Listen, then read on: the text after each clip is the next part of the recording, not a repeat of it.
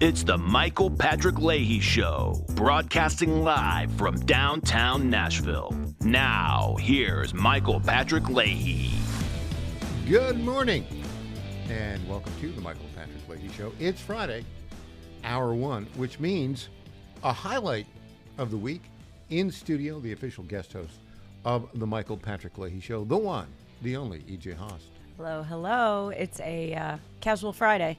It's a casual Friday. Casual Friday with EJ. And it's a little bit of a twist. We're going to do the morning rundown at the bottom of the hour because we have been preempted on the radio.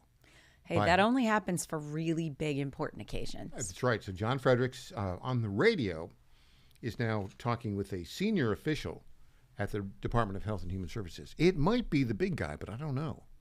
He wouldn't tell us exactly. I'm going to go back and listen to it on podcast. We'll find out who it is. For sure.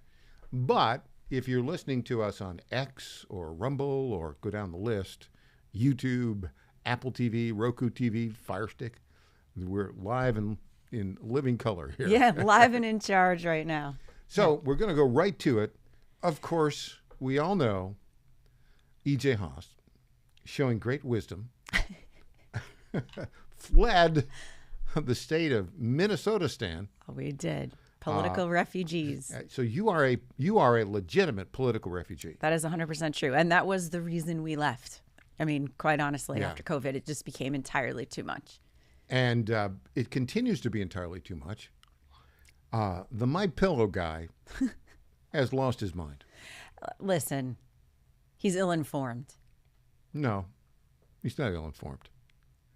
He's cravenly seeking the votes. He's kind of got a little Stockholm syndrome going on. 100%. And most Republicans in Minnesota do, right? Yeah. I mean, I've got a friend on X who calls Minnesota Republicans are the dumbest Republicans in America. And I have to agree. They always think, this is Lindell. You got to remember what's actually happening here. Mike Lindell thinks that he can get Minnesota media to like him and Minnesota Democrats to like him if he just does a little about, the things that they like. Right. The truth is, they will never like you. Yeah. In fact, most of them would prefer Republicans were dead. They've said so out loud. So why don't we just go ahead and stop placating?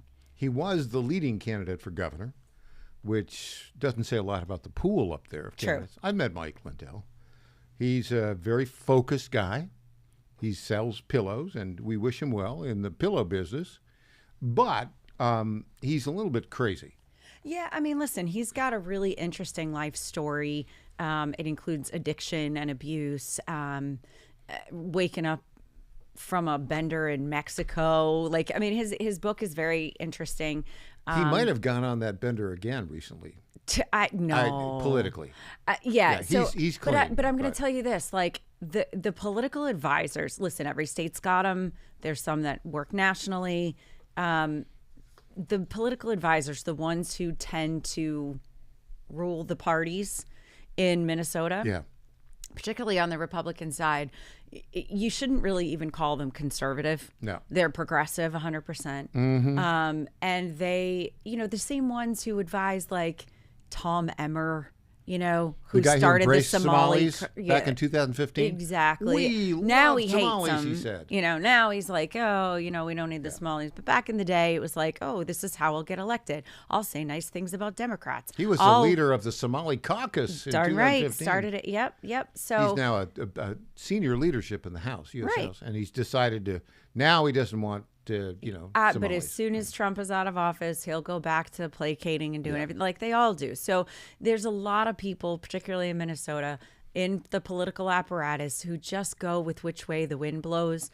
And I promise you, Lindell is getting advised by those people that like ICE was really bad for us, and every mayor is talking about it, and da da da. So he's getting informed, and really, this was such a horrible, horrible decision. Let's see. He was on WCCO, right? Yeah, which is a big television station. It is. It's the biggest in Twin Cities, I believe. Yeah. And here he is, totally flipping in order to try unsuccessfully to get Democrats to like him. And we'll go with this clip right now. Clip 5, Mike Lindell embarrassing himself.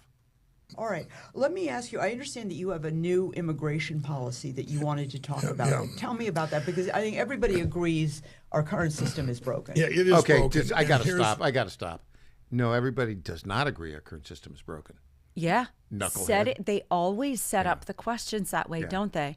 It's the equivalent of the debate question where they say, Mr. Republican, you suck. Everything you do sucks. Everything you've done for the last 20 years completely sucks. How will you not suck in the future?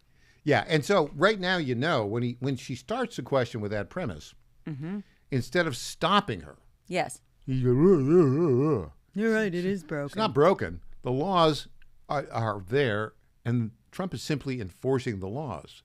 That's the. And if you want to say it's broken, you just say we don't have enough enforcement. That's the part that's broken. But pandering Mike Lindell. He can't help himself. Can't help himself. Let's go. Here we go, Mike Lindell. But when I went out to California, I want to give you a little backstory on this. In 2000, I think it was 15, I went out to California. I was buying up their Supima crop for my pillow.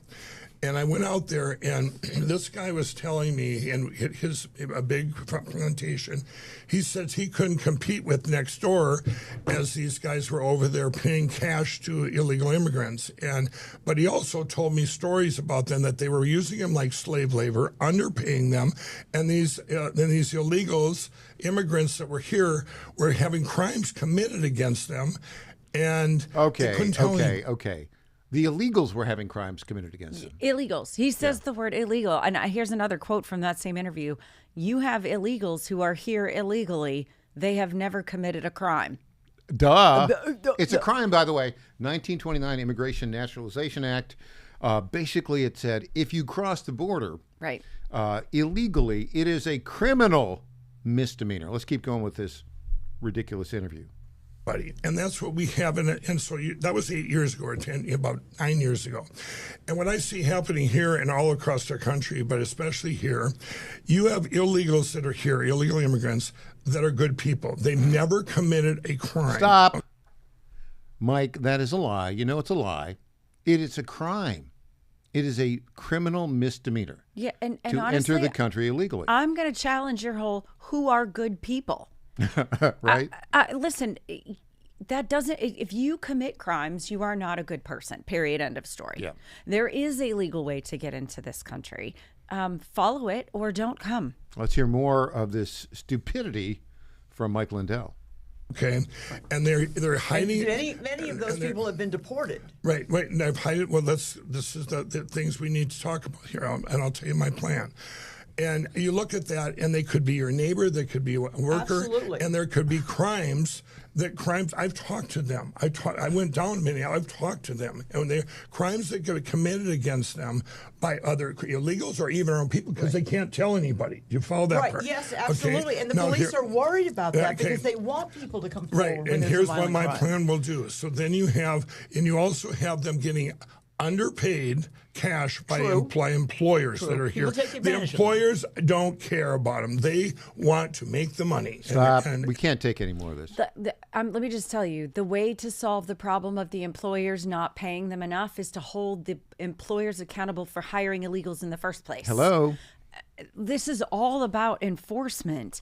His plan, so that you don't have to listen to the whole darn thing if you don't want to, his plan says that if you've been here a certain period of time, you haven't been arrested for something else, then you get a work visa. And there's like this whole, it's like an 18-page It's basically amnesty. thing. It is. It's amnesty. It's just amnesty with a different name.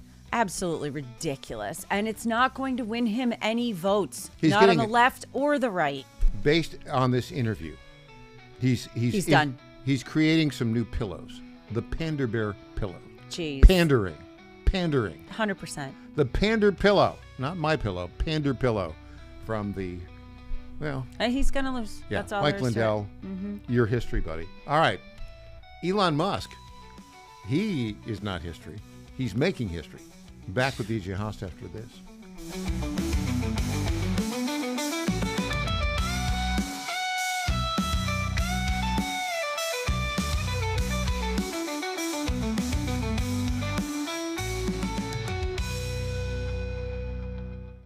Congratulations to my friend Michael Patrick Leahy on 9 years of journalistic excellence. I'm Lenny McGill, owner and founder of the Glock Store here in Nashville, Tennessee, and a proud sponsor of Michael Patrick Leahy's Tennessee Star Network for over 5 years. When we started, he was on just one local station. Now, he's on 20 stations. His motto, find the truth and report it. And as long as he sticks to that, we'll stick to being a sponsor. And next year, Michael, let's have a party for you right here at the Glock Store.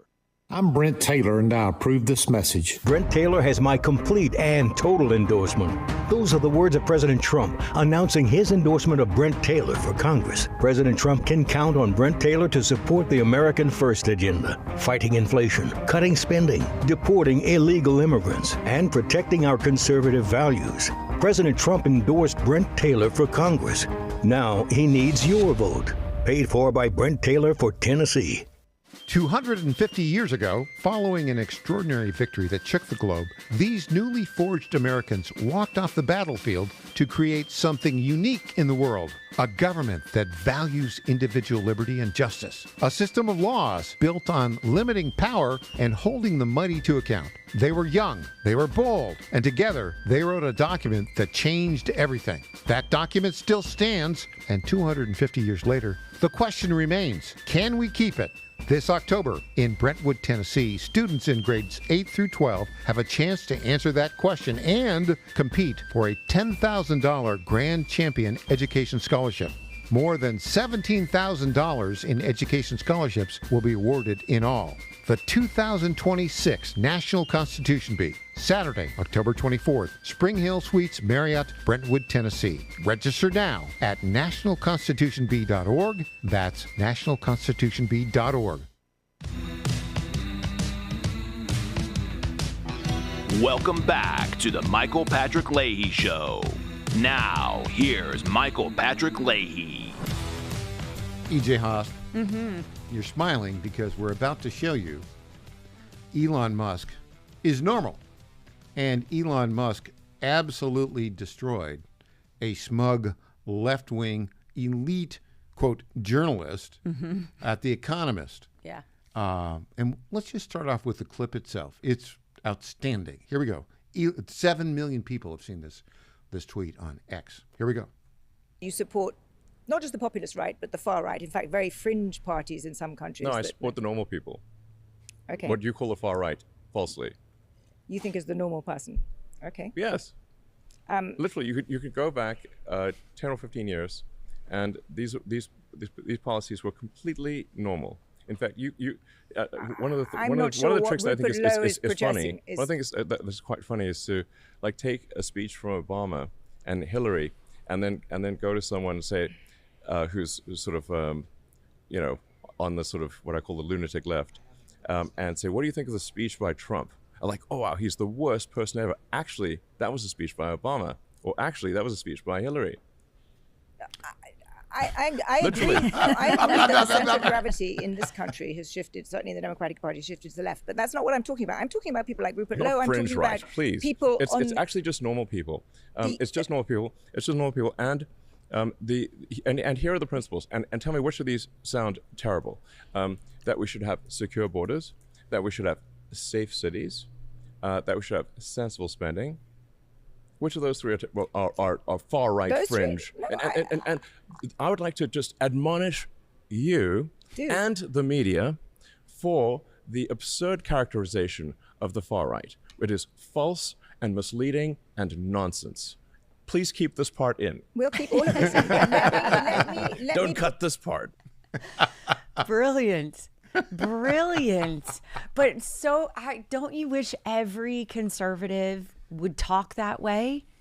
It is normal to have secure borders. It is perfectly reasonable to say we shouldn't spend more money than we have.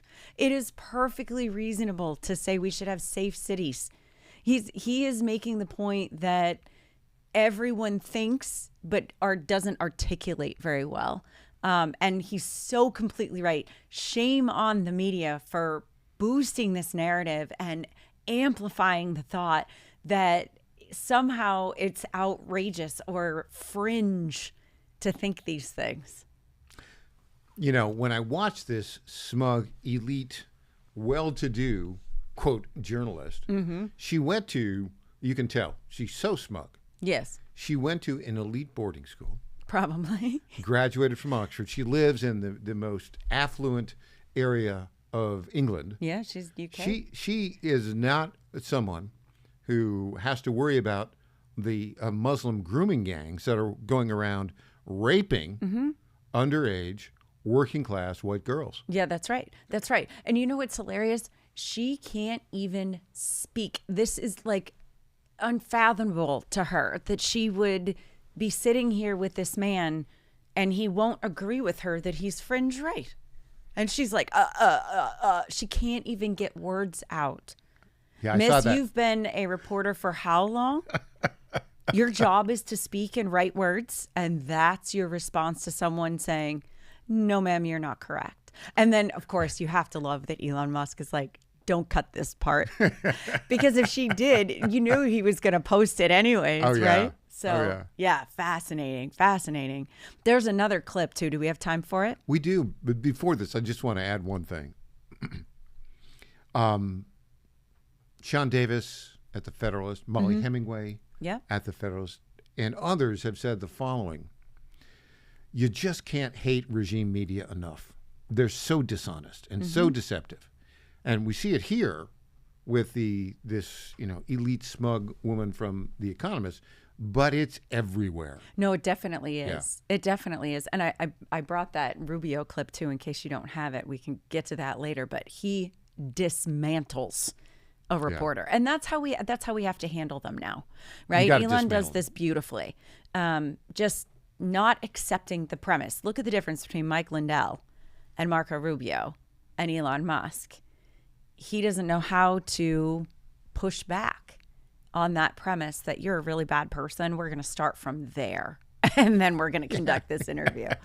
You're so bad. Right? You're just so bad. Please tell us how bad you are and how bad all of your friends are. Right. And how you promise to not be so bad in the future. You gotta even stop though we're being not going bad. to believe you and we're still going to say nasty things about you and when you leave the room. Of course. You know. So we have another clip from this interview where Elon Musk dismantled the smug, elite English journalist with The Economist. Let's play this clip right now.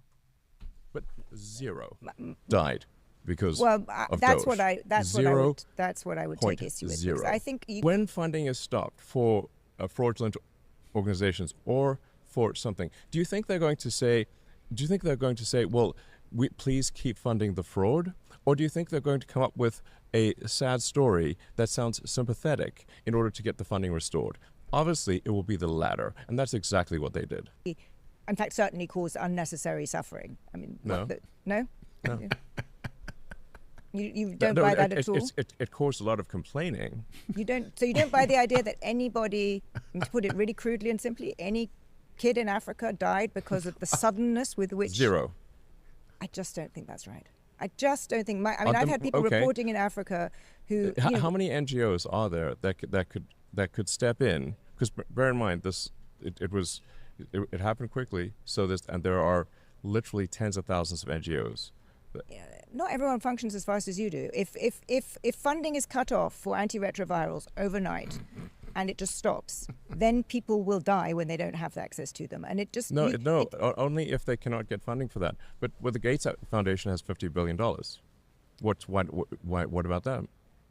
What about any one of a number of organizations? What about well, in lots of these countries, USAID... Mackenzie, whatever her last name is, used to be Bezos, gave $50 billion. What about that? But, let's be practical. In many of these countries, USAID was the biggest funder. But I don't want to have an argument USAID was a political organization. It may also have been that, but it was the biggest funder of healthcare systems. So I'm very biggest sure that there was of regime change. And there may well be benefits from having changed the system. USAID funding was not stopped. It was moved to the State Department. Was stopped. There were huge numbers of things shut down in Africa that were there health were claims related. Of this. These claims are false. They're nonsense, and absolute nonsense. Brilliant. Yeah. He does not give an inch. Yeah. And she's like, I just don't believe you. I don't believe you because my overlords and all the people showed me pictures of little kids in Africa that most certainly died because they didn't get health care from USAID in America. Nonsense. The one question I would have liked to see Elon turn back on her is, why is it the responsibility of the United States to fund healthcare systems around the world? In Africa. When there are all these NGOs. That's a good argument, right? $50 billion from one foundation, and they can't pick up the slack? Come on. Come on. Come on. So I love that he had those facts and those the retorts right off the top of his head. He didn't have to think about it. He didn't have to pull out his phone and look at it. He had it right there and ready to come back and be like, that's nonsense. Would you like to fully know believe it? What this illustrates? It illustrates that, in essence, and it accelerated under the Biden administration, the Democrat Party is a huge fraud machine for all of its allies and friends. And basically what's happening, taxpayer money goes to Washington, D.C. Yeah. Then it goes back to blue states and blue cities, and they give it to their friends, and it's used for bad purposes. I'll take it one step further and say, this isn't even left versus right thing. This is entrenched versus normal people thing. And you've got the entire DC area and the people who work in all of these different agencies. It's like 96% Democrat or something. It's some outrageous number like that. So, of course, they all think the same way. They want to do all the same things. They listen to the same news organizations. They follow the same social media accounts. And so it's like this circle of constant fraud and money laundering and, supporting their causes, so to speak. We've got time for Marco Rubio. Oh, my word. To take this crowd on. Talk about a takedown. All right, here we go. Marco Rubio. Prominent Republicans who have said they want you to take over the Iran negotiations. They trust you. They think that you will prioritize Israel's interests, and they're attacking Vice President Vance. Who are these prominent Republicans? Senator Sheehy, the Wall Street Journal opinion page. There's people. Well, that's not Republican. That's a newspaper. Well, you're a troublemaker with these questions. It leans right. No. Look, guys, listen. Here's the bottom. You know who the lead negotiator is? His name is Donald J. Trump, the President of the United States. That's who dictates our policy. He has a team of people that work together on this. We all have a role to play, depending on what the topic is. We have very good negotiators in Steve Witkoff and Jared Kushner. We have the Vice President of the United States, which is the second highest ranking official, which tells you how the importance we've given this file. Obviously, I have a role to play. The Department of War has had a role to play. That's how we approach it. This doesn't, it's a combined effort, and it always should be. Do you wish people didn't endorse you to take over the talks yourself? You're telling me about that, but that's not how our system works. That's not how this administration works. It starts at the top. The president is in charge, and he has a team of people that provide counsel and provide advice, but ultimately whose job it is to execute on the president's directive. We have a great team that works very well together. On that topic, we work well together on a number of topics. We work together as a team on Lebanon. We've worked together as a team on Venezuela. So the premise, this reporter, it was a little soft when it started, said, prominent Republicans think that you and J.D. Vance are, you'd be better than J.D. Vance at these negotiations. Yeah, so they're trying, to play them against each other. He didn't fall for it at all. Not for a second. And he's like, who's saying that? Right off the bat, we should do that every time. Some say that this is happening. Some? Who's some? Who is that? I know, brilliant. But that's how we have to handle the media. And I love that Rubio is doing this. Really, until he took this role in this administration, I didn't really see much of that from him. On occasion, maybe with his roles in Florida and whatnot. But this has been phenomenal for him. But they're all doing it now. So now we're seeing Elon Musk do it. He's kind of always been, outspoken that way. But think about it. We've got Tim Burch here in Tennessee. He doesn't take any of that. Brandon Gill doesn't take any of that in hearings. Like, they are learning how to communicate. And on that note, we're going to communicate a little bit more after the break on radio. We'll be back on radio, as well as X and YouTube and Rumble and all those other outlets. Back with E.J. Host after this.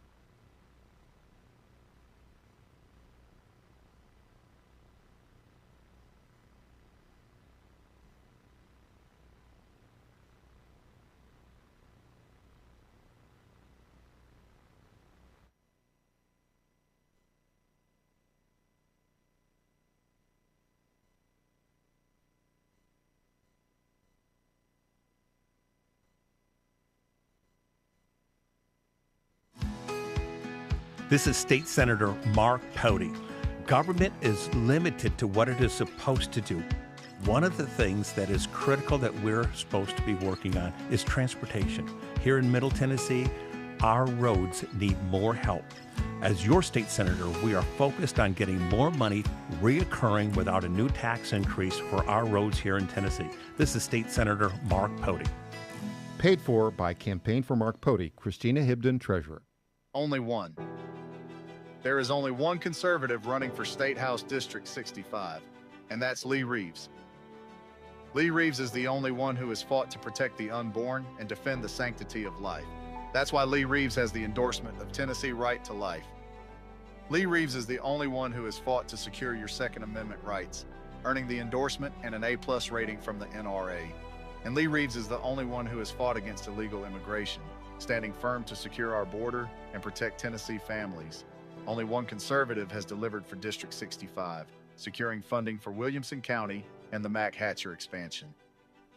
That's why Mayors Rogers Anderson and Ken Moore and State Senator Jack Johnson endorse Lee Reeves. There's only one conservative for State House, and that conservative is Lee Reeves. Paid for by Lee Reeves for State House, Bev Berger, Treasurer. Johnny Garrett's not some out-of-touch D.C. politician. Johnny Garrett's a Tennessean, a Christian conservative, and a proud father of 3 who's sick of the far left ruining our country with their radical policies. Conservative Johnny Garrett is proudly pro-life, pro-Trump to his core, and will always put America first. In Congress, Garrett will fight to lower taxes, cut government waste, and will always back the blue and support law and order. Garrett's fought for us in Nashville, and that's what he'll do in Congress. No to biological boys playing girl sports. No to communist China buying our farmland. And no to criminal illegals invading our state. Because with Johnny Garrett, what you see is what you get. It's time to bring more Tennessee to D.C. Send Trump conservative Johnny Garrett to Congress. I'm Johnny Garrett, candidate for Congress, and I approve this message. Paid for by Johnny Garrett for Congress. Welcome back to the Michael Patrick Leahy Show. Now, here's Michael Patrick Leahy. Welcome back to the Michael Patrick Leahy Show. And hello to all the listeners on John Frederick's radio network. John had a big interview. Mm-hmm. And as we do, when John has a big interview, we say, John, go ahead and take the interview. But we don't stop the ball from rolling. We don't. We're on So Rumble we're on and X, YouTube and yep, X and everywhere all over else. the place. So no fear. You can watch both. Go back and watch John Frederick's a little bit later. But stick around for the rest of this show. And now, of course, it's time for the Morning Rundown, which is brought to you every weekday, usually, well, in this hour. When we're preempted, it comes at the half hour. Brought by our friends at the Glock Store, located just a few miles from the airport, right here in Nashville, Tennessee. So here we go. Here is the Morning Rundown for Friday, July 24th, 2026. Number 1. Bombing in Iran continued for the 13th day last night. The Iranians, I know this will shock you, E.J. Haast, they have rejected Trump's latest ceasefire offer. Deja vu all over again. So this is not going to, they aren't negotiating Nope. at all. Seriously, they're playing around. So we'll see how that plays out. Number 2, I saw the movie Bad Counselors last night. We've talked about that. Mm-hmm. Our friends at Loam Entertainment financed that. It's a Christian comedy about summer camp. And I got to tell you, it was very good. Good audience. Lots of people there. Kids loved it. Okay. I give it very high marks. Okay. Higher than you'd give The Odyssey? I haven't seen The Odyssey. And I have no plans to I'm see not going to see The Odyssey. I would say by far, much higher All right. than The Odyssey. But I strongly encourage you, go to badcounselors.com. It's got a 5-day run at 700 theaters. The audience loved it. The acting was good. The story was great. It was a lot of fun. Good. So there you go. Excellent. Number 3, Eric Metaxas, the great author and radio show host, is coming to Franklin, Tennessee this afternoon. He's got a new book on the American Revolution. I've read it. It's great. And guess what? We are going to do an exclusive interview, Michael Patrick Leahy interviews with Eric. Excellent. And then we'll play that next week. You'll see it. We'll do it this afternoon. Number 4, of course, if you watched our program earlier, Elon Musk has set the record straight about normal people. Yep. And number 5, our good friend Todd Bensman, immigration expert, worked with Tom Homan.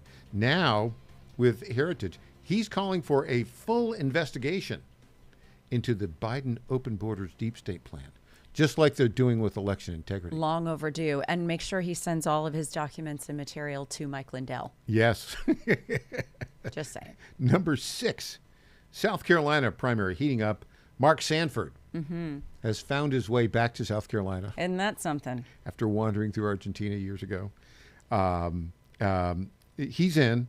He's not going to do well. Ralph Norman leads slightly. Darlene Graham is in second place. We'll see how that all plays out.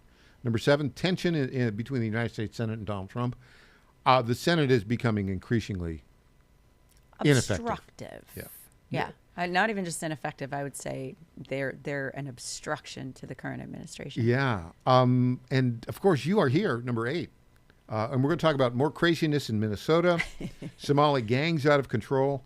Now a woman has been convicted of telling of an alleged rapist for leaving her alone after a kid stole her kid's lunch or something at a park. Yeah. We'll and tell then, that story. And then the Muslim Mamdani has made New York City unsafe for Jews, as if it's not an accident. No, it's a plan. So there you go. That's the morning rundown. And EJ, it is brought to you by our friends at the Glock Store. Now, I've been telling everybody about the big O-Site August events at the Glock Store for the last couple of weeks.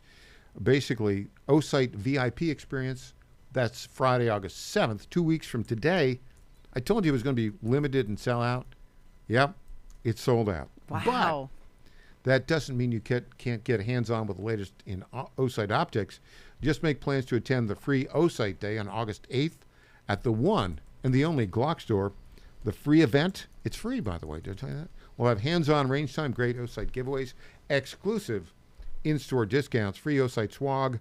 How could I say swag? Swag. I love swag. I just read that wrong. Sorry, guys. Food trucks, much, much more. The O-Site Fun starts at 9 a.m. Saturday, August 7th. Goes till 6 p.m. So make sure you save the date.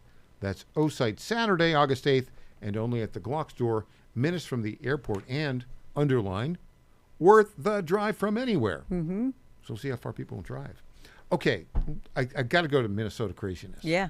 What's this story about this mother who had a 9-year-old Somali kid steal her kid's lunch or something? Yeah, you know. What's the story on this? So the woman's name is Shiloh Hendricks, blonde, white woman carrying a toddler. Seen on video, she was being video harassed by an Somali immigrant at a park because she approached a child who stole her son's lunch and said, "Hey, you got to give me back the lunch. What are you doing?" And tried to get the kid to give back. A Somali kid steals her son's lunch. Right. This is the story as we know it. This is because that was actually not necessarily part of the conviction. But anyway, so she was charged with harassment, essentially. What's the right term there? She was disorderly conduct. And disorderly conduct in a public place, both against the child and against the adult who was filming her. Now, he didn't just film it from afar. You got to watch the video. I'll post it on my X so that you can see it at EJ Under the Radar. But basically what he did was follow her around, kind of, yell some things at her. Intimidating, harassing. Very much so. She's like, "Leave me alone." She gives him the finger and she uses the N-word. That was her undoing right there. So she gets charged with disorderly conduct against the child, disorderly conduct against the man harassing and filming her. Right. And she was convicted on the second count. So what was it? Was the use of the N-word? Was it the finger? What is it? Probably a little of everything, and the fact that she's a white woman standing up for herself and her children. Yeah, which you can't do in Minnesota, apparently. And there were a bunch of bystanders all around also who did nothing to come to her defense and help her. She's got a baby on her hip. She's got a baby. And this Somali guy is filming her, like, in her face. Right. And so then you need to know who this guy is. Are you ready for that?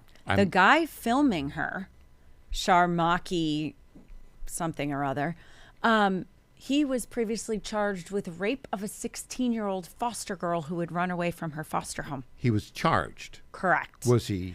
That I couldn't find just guilty? in this quick little snip where we were looking for some information. But he was definitely charged with raping a 16-year-old. She ran away from her foster home.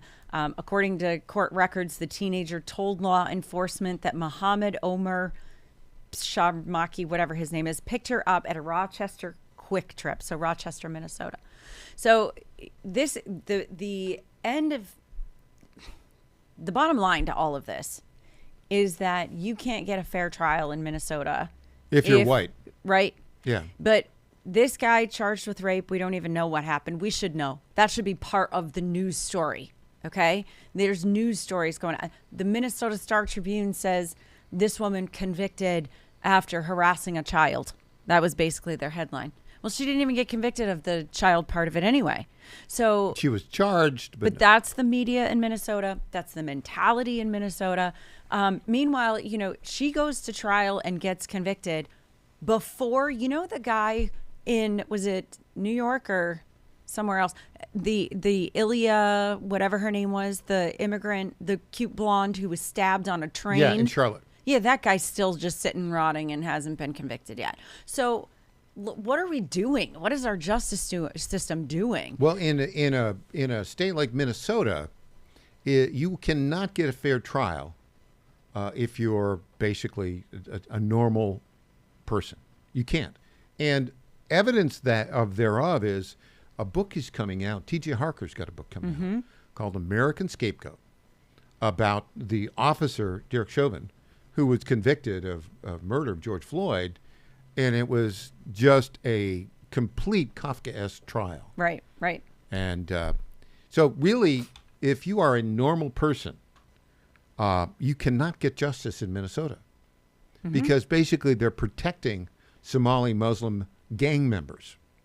Now, I don't know if these guys are gang members, but they're protecting Somali. Now, there's also a story about Somali gangs out of control in Minnesota. Oh, absolutely. Edina, Minnesota is experiencing some pretty bad gang activity there. And they keep trying to call them, teens and youths.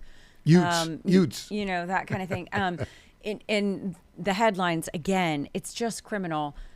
They're not being honest about what is actually happening. And Edina is an affluent suburb of the Twin Cities. Okay, it's the place where everybody goes to take prom pictures because it's so pretty there, and the malls there are wonderful. They used to be, and now it seems to be just a hellscape and nothing but teen gangs and whatnot. So, the problem in Minnesota is not going to be solved overnight, but immigration enforcement could certainly go a long way to help. We're going to hear from Brendan Gill. Love that guy. About what I call him? Superman. That's right. He's got the curl. He looks like Superman. He's going to talk about why mass Muslim migration is bad. Back after this.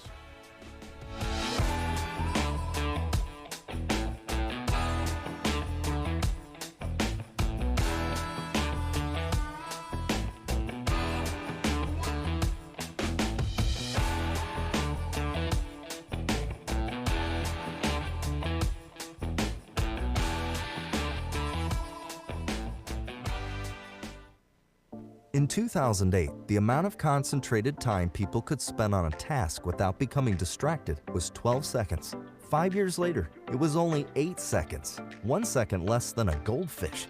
If you're often distracted or have trouble recalling information, you're likely to fall behind in the demanding, fast-paced 21st century. In other words, brain performance is more critical now than ever. Boost your brain power with Healthy Cell's Focus Plus Recall. Science-backed nootropics to help you sharpen focus, concentrate longer, enhance recall, improve mental speed, learn rapidly, and be more alert. It's a pill-free brain supplement made with maximum absorption ingestible gel technology, designed to feed your brain at the cellular level. Take it for a test drive. Go to healthycell.com and use code GODZILLA for 20% off your first order of Focus Plus Recall. That's healthycell.com, code GODZILLA for 20% off. What happens in Virginia doesn't stay in Virginia. It influences policy and policymakers nationwide. The VirginiaStar.com shines a light on the issues in VA that become issues for the USA, with insightful commentary that gets to the fact of the matter. The VirginiaStar.com is your source of wisdom and truth, locally, statewide, and nationally. Log on today and every day. The VirginiaStar.com. The VirginiaStar.com. The Trump administration has brought positive changes when it comes to fixing our broken healthcare system. If we really want to make America healthy again, well, that starts at home. And that's where the Wellness Company comes in. You see and hear from the Wellness Company doctors all the time, and you know their products are the gold standard for keeping you and your family safe and healthy, giving you the opportunity to make sure you're prepared for whatever happens with their prescription medical kits. Additionally, the Wellness Company offers a variety of products, from parasite cleanses to methylene blue to weight loss and so much more. Make America healthy again starts at home. Do your part and protect the health of you and your family. Live a healthier, longer, and more satisfying life. Go to twc.health/Godzilla and order. That's twc.health/Godzilla. Use promo code Godzilla to save 10% today. The Cats and Cosby Show. It's the top news of the day. People are out there saying, oh, the Iranians are never going to live by it. But let me tell you something. President Trump is going to bomb them again if they screw around. Hopefully they live up to it. And if not, the pounding's coming. We're going to do it again and again and again. The Cats and Cosby Show, weekdays 5 Eastern, 4 Central on the stations of the John Fredericks Media Network. Trump is the toughest president we ever had. Well, he's definitely the best bomber.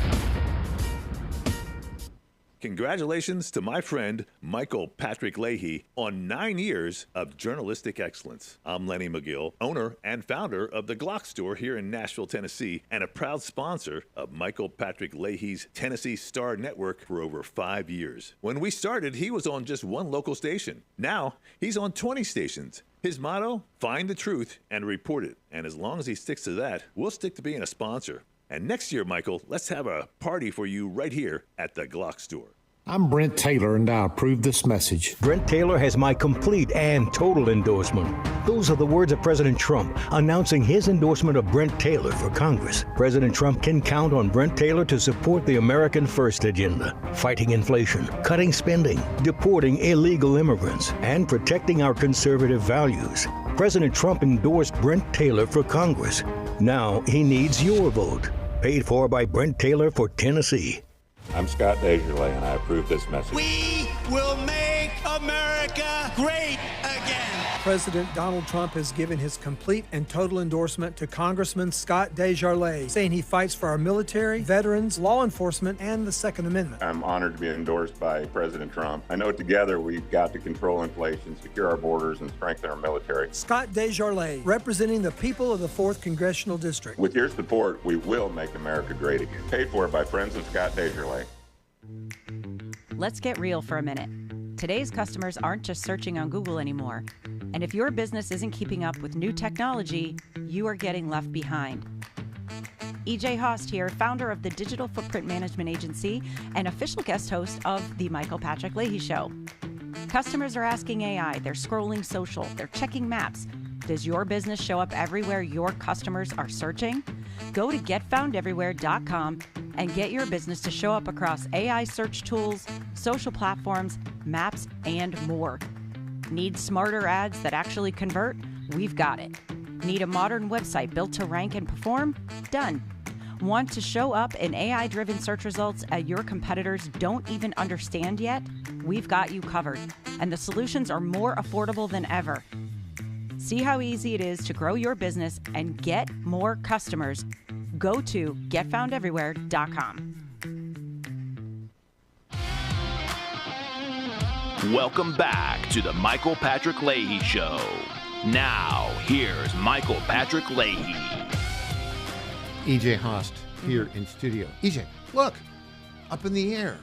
It's a bird. It's a plane. No, it's Superman. Supergirl. Fighting for truth, justice, and the American way. Boom. I love this guy. I love this guy. This is, I mean, listen, I wouldn't call it like a crush because, I just wouldn't, I don't like that term necessarily, but like, I am just, every time he opens his mouth, I just want to hear him say more. He knows, he's so great. He knows how to do a very focused inquiry that puts the other person on the defensive. We got a lot of examples of that. He is, we call him Superman because he looks like Superman. Sure. And he's got that little Superman curl sometimes. I think very much on purpose, and I'm all right with it. It's totally on purpose. I'll allow it. It's good. It's branding. Yes. Said Michael Patrick Leahy. Mm-hmm. That's because I use the middle name for branding. His brand is his smarts. Yeah. It's his clever questioning. Obviously, we're talking about Brandon Gill. Brandon Gill, congressman from Texas, son-in-law of Dinesh D'Souza, right? Correct. Yeah. Yeah. Okay, so here he is talking about the problems of mass Muslim migration. Clip 4. If you point out what's happening here, if you're truthful about what mass Islamic immigration has done to Great Britain, you're an Islamophobe, you're a racist, you're uncouth or unfit for dignified, civilized society, when the impact of that type of suppression of speech means that working class people have been brutally raped and tortured. And that's something that we deal with in the United States on a smaller level, but something we deal with now. If you speak out against mass Islamic immigration, you are denigrated and labeled a racist. And we have to be able to be truthful about these issues and straightforward that whenever you bring in large numbers of people from cultures that hold values that are entirely incompatible with our own, in this case, the belief that Muslims have more dignity and are superior to non-Muslims, that child marriages are okay, that Muslims can essentially subjugate other people, including young children, sexually. If you speak out against that, you're Islamophobic. We have got to get over that because you can see what the price is, and those working class girls are the ones who paid the price here. Yeah, okay. So let's talk about this. So smart. I've talked about the 5% trigger. When a country has a 5% Muslim population, it's tipped away from its constitutional republic traditions. The culture shifts Yeah. to a place that's dark and dangerous. Because the Muslim population as a group is in the business of suppressing individual liberties for everybody else. Correct. Now, there may be, the individual Muslims who don't share that way, but they are overwhelmed by the culture. Just look at Dearborn, Michigan. Right. You cannot be a Christian or a Jew and live safely in Dearborn, Michigan. Yeah, it's incompatible. That culture is incompatible with the Western way of life. So the solution to this is to, A, stop all immigration from every country and stop the H-1B visa now. Now. Because we're 1.5%. We get to 5% of a Muslim population, and you can kiss this constitutional republic goodbye. Right. Well, and we can use these cities as examples. Yeah. Dearborn, Michigan. I should have looked it up before we started the segment, but I'd love to know what the population demographically looks like, as far as the percentage of Islamists who live in Dearborn, Michigan. They're not alone, though. I mean, we can see this in many other places. Obviously, the Twin Cities. There is a neighborhood called Cedar Riverside, which is, I bet you it's 100% Muslim or Somali. And so, again, their culture, this is not like a dig on individual human beings who have come here and tried to assimilate. What I'm saying, however, is their ideas, their belief system, and how they treat each other even is not compatible with Western culture. According to our buddies at Grok, 40 to 55% of the city of Dearborn is Muslim. Yeah. And, talk about way over that 5% threshold. Way over. And on that note, E.J. Haast. Yes, sir. Thank you for joining us today. Thank you so much. Have a great weekend. When we come back, we'll hear from Tom Pappert breaking yet another story. Back after this, I'm Michael Patrick Leahy, the website, TennesseeStar.com.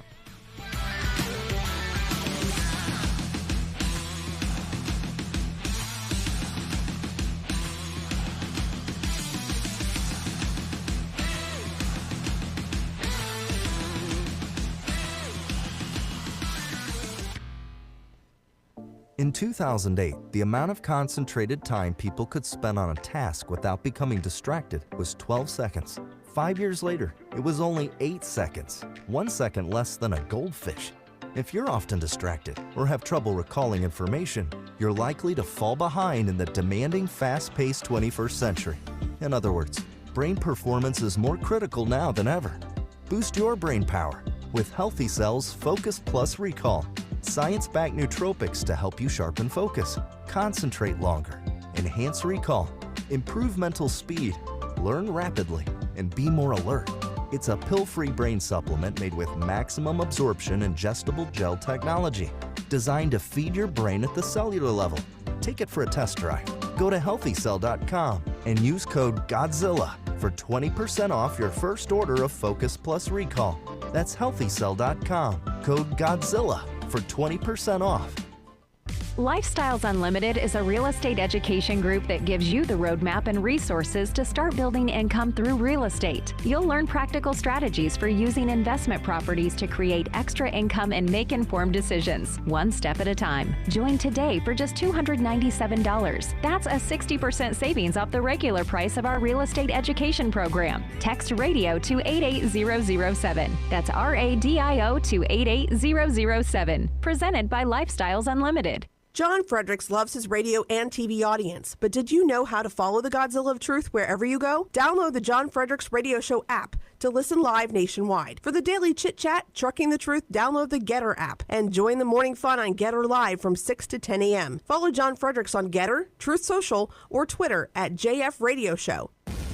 This is WJFN Goochland, Bonaire, Chester, and WJFB Portsmouth, part of the John Fredericks Media Network. Breaking news this hour from Town Hall. I'm Rich Thomason. President Trump's patience is running out. That from White House Press Secretary Caroline Leavitt. She says it's time for the Senate to pass the Save America Act. Two key provisions, voter ID and proof of citizenship required. Leavitt says the House did its job by passing the act, and now time for the Senate to finally step up to the plate. She adds that the Save America Act is a common-sense bill. The American military not letting up on Iran as President Trump mulls even more intense attacks. The U.S. military hitting targets in Iran for a 13th night in a row. Those targets include communication networks, drone storage facilities, and military command centers. The president saying he is thinking about restarting major combat operations in Iran that would be larger than the strikes during Operation Epic Fury. Correspondent Laura Winters. Ukrainian President Zelensky says he has met in Kiev with representatives of Raytheon talking about the joint production of Patriot air defense systems. The meeting follows a recent pledge by President Trump to allow Ukraine to produce this American system itself. 16-year-old Colt Gray has pleaded guilty to all charges stemming from the 2024 massacre at Appalachia High School in Winder, Georgia. 2 students and 2 teachers died in the attack. At a minimum, the sentence will be life with parole. The maximum, life in prison without parole. Back in March, a jury convicted Gray's father, Colin Gray, of charges including second-degree murder and involuntary manslaughter. He's scheduled to be sentenced next week. Prosecutors say the elder Gray gave his son the rifle that was used in the school massacre.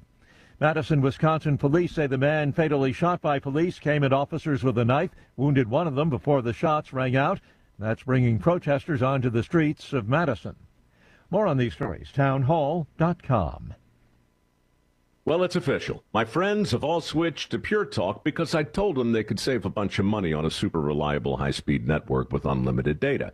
And because they're my friends, they trust me. As for the rest of you, well, Pure Talk understands that even though you might like me, you're not just going to take my word for it, nor should you. For that reason, and for a very limited time, Pure Talk is offering any of their plans for just $15 a month for the first 3 months, including their top-tier unlimited plan that normally sells for $65 a month. Think of it like a test drive, a super simple way to save $150 while you kick the tires on Pure Talk's blazing fast network, and a fine way to see for yourself why I switched from big wireless, along with a few 100,000 of my closest friends. Dial pound 250, say Mike Rowe, and be connected to Pure Talk's friendly U.S. customer service team. Again, dial pound 250, say Mike Rowe, and let the savings begin. Researchers are providing some fresh insights into the call of the wild, sounds that surround many of us each and every day. It's the soundscape we associate with nature, and the variety of song is huge. Using a database of recordings uploaded by thousands of volunteers around the world, these scientists analysed songs from more than 3,000 species, examining patterns and comparing them. They concluded that there are just 8 fundamental acoustic building blocks, or motifs as the scientists call them, that in different combinations make up every birdsong we hear. There are 3 types of trill, 3 different whistles, so-called chaotic notes, and harmonic stacks. The BBC's Victoria Gill. Spain's government has declared a national emergency after multiple wildfires forced evacuation of 10,000 people. News and analysis at townhall.com.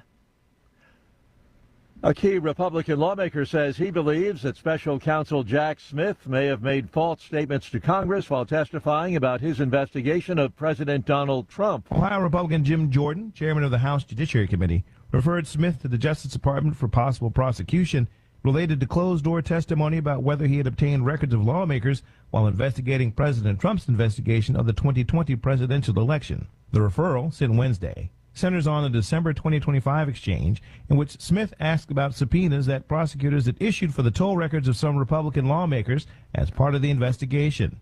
Bernie Bennett in Washington. Ford and a Chinese automaker have unveiled plans to jointly manufacture low and zero-emission vehicles at Ford's Valencia, Spain factory. Comes amid challenges for the American EV market and increasing global geopolitical tensions. More on these stories, townhall.com. It's the Michael Patrick Leahy Show, broadcasting live from downtown Nashville. Now, here's Michael Patrick Leahy.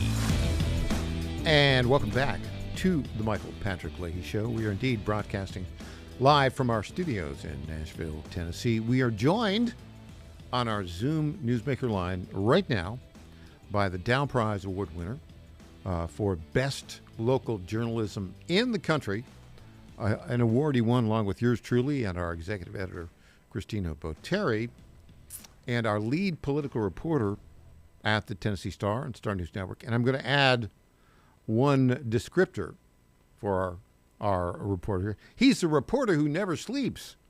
The one, the only Tom Pappert. Good morning, Tom. Good morning, Michael. I said the reporter who never sleeps because I'm looking at all the stories that you've hit.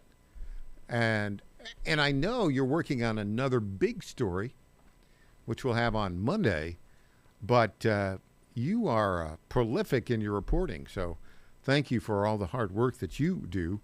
Let's talk about this first story.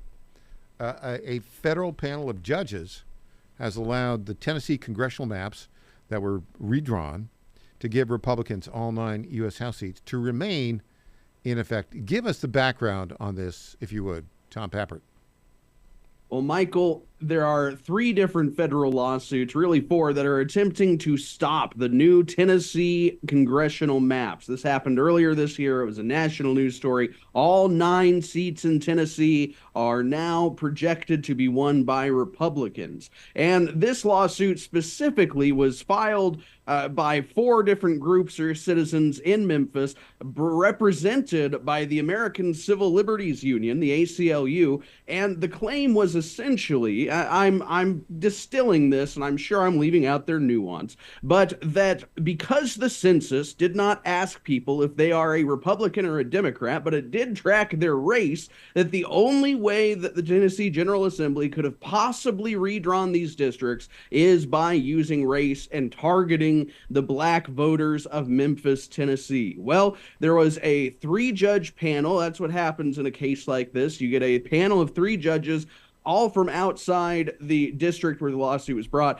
and they determined that this lawsuit is likely to fail on its merits. They did not reject the lawsuit outright, but they outright refused to grant an injunction that would have blocked this map from taking effect before the primary election, before the midterm election. That's, of course, important because in Tennessee, early voting has already started. August 6th is the date of the actual primary election. It would have been an insurmountable cluster of madness to reverse this at this late stage. I think the court made the right decision, but it will be very interesting as the Democrats still attempt to reverse this, because it was such a stunning, essentially legal backhand from the judges. They said essentially that because the plaintiffs did not bring their own map to show this is how the Republicans could have redrawn the districts without contemplating race, that they were tacitly admitting the only way the Tennessee Republicans in the legislature could have accomplished their goal of 9 districts for 9 Republicans in Congress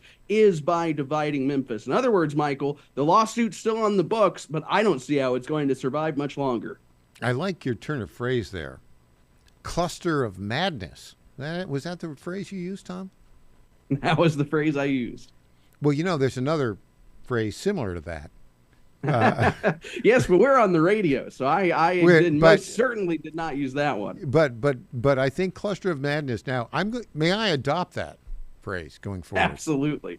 It is a cluster of madness, folks. Well, that describes so much in the world today. Now, what's interesting about it, they claim, racism, and yet it is telling that they didn't put forward their own map. And it's also telling that the Democrat-controlled Tennessee General Assembly back in 2000 drew a map of the districts of the state of Tennessee very similar to the current map. Well, it was very similar, and frankly, after the new maps came out, folks online were posting the maps from going back into like the 80s. And that was, of course, when the Democrats were in complete control of the volunteer state. And some of the districts that they drew were like a abstract painting from the same era. Mm-hmm. It made no sense when you looked at it on a map until you realized, this is how they make sure that all of the Tennessee delegation is Democratic. So, frankly, the Republican map is less offensive to those of us who like pretty borders than any of the maps that I saw from the Democrats back when they had control of the state. Well, the bottom line is gerrymandering for political advantage by a state legislature is well established in American law as entirely acceptable. When this thing has been challenged in court for, every time it comes up, it's challenged. And every time they say, if you draw these districts for partisan advantage, that is completely legal. Well, that's right. And that's what the Supreme Court reaffirmed earlier this year. That's, of course, the decision, Louisiana versus Calais, that started this entire process. They said you can draw districts based on partisan advantage to give Democrats an advantage, to give Republicans an advantage. What you cannot do is say that we are going to draw a district because we want it to be majority black. And then in specifically Louisiana, what the Supreme Court shot down was an attempt to draw a second district that was majority black. In other words, you cannot go out and say we're going to create the first Asian majority district because we think Asians are going to vote Democrat. No, you can have a Democrat majority district that happens to have a lot of Asians in it, but not the other way around. So what's the next step in litigation, and does any of that matter? Well, Michael, you're still seeing attempts by the various interests in these lawsuits, because remember, there are 3 or potentially 4, depending on how credibly you take the lawsuit from an independent candidate, that are all at this point seeking new levels or new ways to reverse this. One of the plaintiffs is attempting to sever her case from the remainder. Another one has brought slightly different arguments regarding allegations that the Tennessee General Assembly used race. I think, though, that after this point, the opportunity to have this map reversed before the August primary is virtually 0%. And we're going to see a lot less interest and a lot less frenzy from these left-wing plaintiffs and their high-powered lawyers now that they realize Tennessee is all but set in stone, and the voters of the 9th Congressional District are more than likely going to vote a Republican in. You're going to see, I predict, them redirect their legal efforts to other states that still have not yet reached a final ruling on this. Yeah, and the practicality of this matter is, less than 2 weeks from today, a week from this coming Thursday, is actual election day. I think early voting ends, next Saturday, I think. It seems to me entirely improbable that after the primary elections, any court would say, oh, no, you've got to do them all over again. The logistics of it don't work. Your thoughts on that, Tom Pappert? Well, that's right. And there's a legal principle whose name is escaping me right now, but it's referenced throughout the filing yesterday that when you're close to an election, you have to respect the election date and not make radical changes to a state system that would invalidate it or cause it to be essentially what would happen if they reverse this is everybody who has voted early in the 9th Congressional District and some of the other redrawn border districts, they would have their votes invalidated and they would have to go vote again, cast another early ballot. It would be another cluster of madness, Michael, and the court knew that, and there's legal principles that outline this. I think it might be the concept is latches. That is the challenge time is expired. I think that might be it, but I'm not entirely sure. Hey, stick around. We've got the Flock license plate reader CEO who's concerned because it looks like the implementation of Flock license plate readers throughout Tennessee and much of the country is in doubt. Fourth Amendment challenges, all sorts of challenges. When you come back, let's hear about your breaking story on this. I'm Michael Patrick Leahy. He's Tom Pappert. Back after this.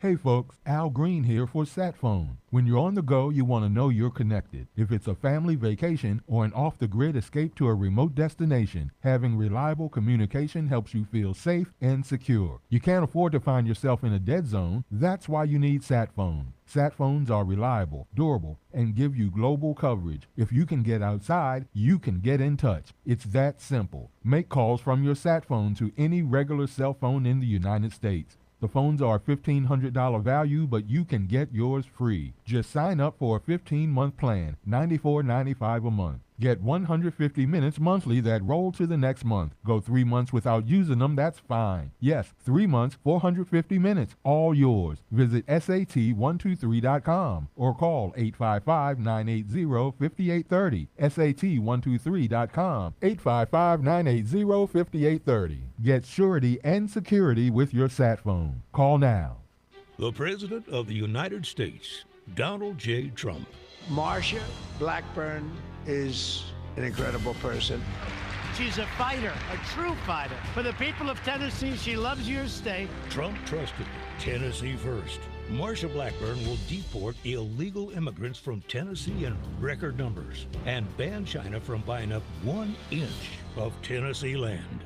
Marsha Blackburn, a very, very early supporter of ours, a really wonderful woman. A rock-solid conservative who will fight the woke agenda, deliver results, and never, ever back down.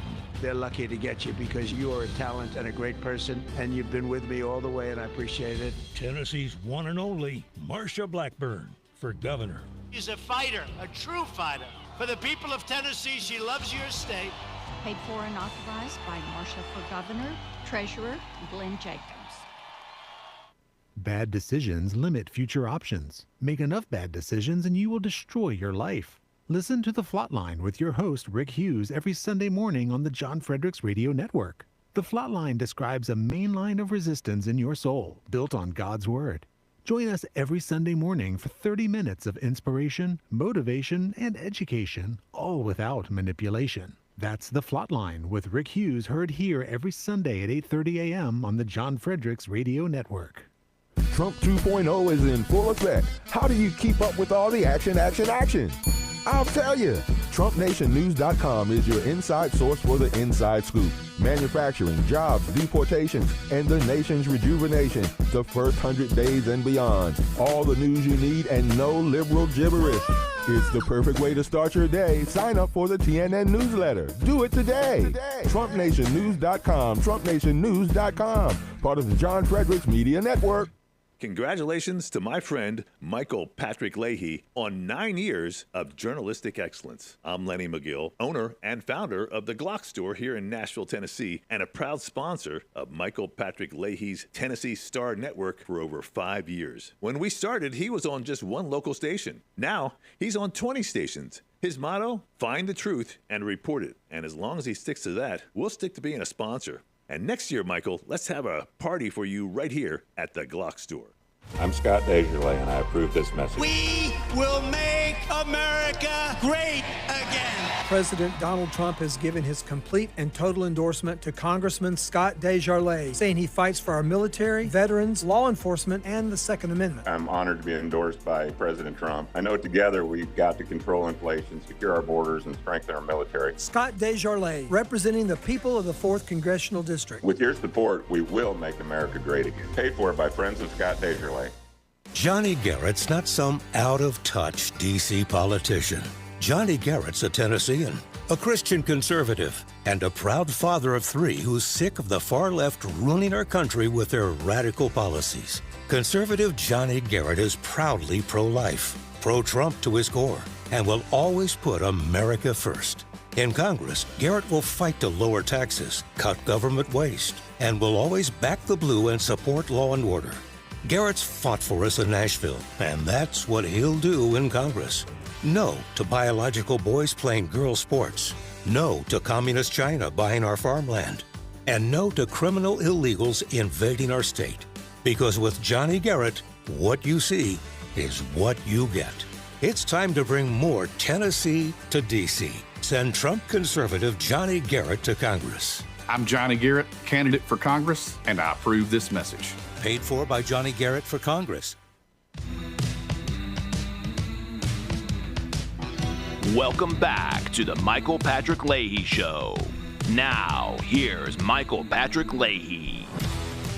On our Zoom newsmaker line right now, our lead political reporter at the Tennessee Star and the Star News Network, Tom Patrick. So, Tom, yesterday we published your story, headline, Flock CEO announces, quote, nationwide safety audit, end quote, for controversial cameras to begin in Tennessee. And if you go to that, go to TennesseeStar.com, and if you look at the headline image, the CEO, this Garrett Langley fellow, he looks like he's about 12 years old, Tom. That gives me pause right there. Well, you're not wrong, Michael. The millennial generation is certainly doing well when it comes to being a vendor to public law enforcement agencies, if nothing else. So let's talk about what's the difference between a regular license plate reader and a flock camera. And before I get into that, I do want to say about the issue of license plate readers. There's not unanimity in the MAGA world or the conservative world about license plate readers. I would say here among the guests that we've had on the program, when we look at a proposal to place license plate readers in Nashville, probably the majority of our guests favor it. I have opposed it, and there's a reason I oppose it. And it's because I don't trust the bureaucrats who are working for Metro Nashville. What are they going to do with that data? Supposedly, it's always, that data goes away in 30 days. I don't think so. I think the possibility that an individual or individuals could be tracked on it are problematic, and that, I think, is a violation of our rights. Now, having said that, that's the setup. What's the difference between license plate reader, there's many cities use license plate readers, and a flock camera? Tell us about that. What's the difference? Michael, in all honesty, I think that you are mostly looking at different vendors with fairly similar products that are all going to argue theirs is the latest and greatest with the best technology, and it's going to help law enforcement catch the most bad guys. The value add from Flock Safety, the company that produces the Flock cameras, seems to be integration with some artificial intelligence, where it is able to track and trace these license plates through various different states and cities and streets with more efficiency than its competitors. Now, whether that's actually true, you would have to have a scientist, I suppose, measure all of these competitors and figure out which is the best company. But everything you mentioned about the privacy concerns aside, there is a new concern about these Flock camera installations, and it was brought to the public's attention by a Tennessean who goes on social media by the Guardrail Guy. And this is an individual who lost his daughter. His name is Steve Eimers, lost his daughter in what was probably a preventable accident after she was killed by a highway guardrail that failed during a horrible accident. And he recorded a video on the side of a highway in Tennessee recording a Flock camera installation. They're the black poles with a little like solar panel at the top. You can't miss them once you know what they look like. And he said this is dangerous, potentially, according to Eimers, if this pole had been involved in an accident. In other words, if somebody had hit a guardrail that it was behind and then crashed into the pole, it could have killed somebody. You mean the falling pole? The CEO of Flock. Go ahead, sorry. You say the falling pole would have killed somebody. Is that what you're saying? That is the fear and the argument. And according to the Flock CEO, this was actually a real concern. He said this is legitimate, said that they are going to start a nationwide safety audit beginning in Tennessee. And in one day, they found 16 different poles in Tennessee that posed a public safety risk. So I think this perhaps speaks to the speed at which this novel technology is being implemented, that the best practices are still being developed. And fortunately, even aside from the Fourth Amendment concerns, the privacy concerns, the abuse concerns, at least Tennessee can lead the way in making sure that they are installed safely. Now, the advocate here, the guardrail guy, Steve Eimers, his daughter died in a car accident due to a fatal injury caused by a defective rail. But this was not a rail protecting a Flock camera, was it? Well, no, and to be fair, this highway rail is not meant to be protecting a Flock camera either. It's meant to be protecting motorists that are driving on a Tennessee highway in case they should, lose traction or for whatever reason should go veering off the side of the road. They happen to have installed directly behind this guardrail a Flock camera pole with a Flock camera at the top of it. Got it. Okay, well, we'll see how this plays out. A lot of conservatives now are opposed to the Flock cameras. And look, I'm not a fan at all of anything license plate reader. You add it with AI, I think you're going to look at all sorts of Fourth Amendment violations. Let's shift gears a little bit here because we have some breaking news. There is, of course, a Tennessee primary that's going to be held. It's early voting going on right now.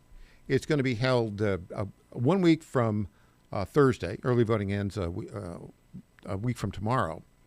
But what's interesting about this, it seems to me, is Clay Travis has weighed in. He put out a tweet last night announcing his vote. He voted for Marsha Blackburn for governor, Bill Hagerty for senator, and Brent Taylor in the 9th Congressional District. Your thoughts on that, Tom Patrick? What a great selection. I think there's a lot of folks that are probably voting similar right now in the 9th Congressional District. And I think that this is sort of a check with reality for those who maybe spend too much time on social media, too much time online, and don't check in with reality, where polls show Marsha Blackburn is still the overwhelming favorite to win, even with what seems to be an orchestrated and sustained media effort to tear down her candidacy. I think Clay Travis is doing what media personalities should do, and that is weigh in at the appropriate time and make very good, intelligent predictions and endorsements. So I predict that this is going to essentially be what you see come election night, or at least primary night next month. I think that he made some good endorsements, in other words, Michael. I think these 3 candidates are going to do very, very well. Haggerty, of course, is not in question. Marsha Blackburn is polling the favorite. And while there is no polling that I've seen yet in the 9th Congressional District, I think the Trump endorsement, the amount that he has raised, and his donation to his own campaign make Brent Taylor the favorite in the 9th. Yeah, I think that's, and also he's a funny guy, isn't he? That does help. Humor helps. We've got, I just tell the story in our interview. We'll play this throughout next week. We had an exclusive interview with Brent Taylor, and he tells the story, which is hilarious, because the district that he would represent is largely the district that Davy Crockett represented, and he wanted to kind of connect with Davy Crockett, and he was going to campaign out in a coonskin cap, and his wife looked at and told him, "You're not wearing that, buddy. You are not wearing that." A good wife who understands fashion and what makes somebody look good or bad. He said, "Well, if I come up with something else, can I do it?" "Well, I'll have to approve it." And he did come up with very clever. I don't have it here, but it's in our studio. He's got a baseball cap, and he says Crockett 2.0, Tennessee 09. I thought that's quite clever. That is very clever. That's about the best consultant that money can't buy. A wife who loves you enough to tell you when you look ridiculous. Don't wear a coonskin cap, buddy. Wear a baseball cap that says coonskin cap 2.0. All right, Tom, thanks so much for joining us. If all goes well, we'll be joined by our man in Washington, Neil McCabe, when we get back. Asterisk. We don't know if he's talking to the president or not. If he's talking to the president, we won't be able to get him. Back after this.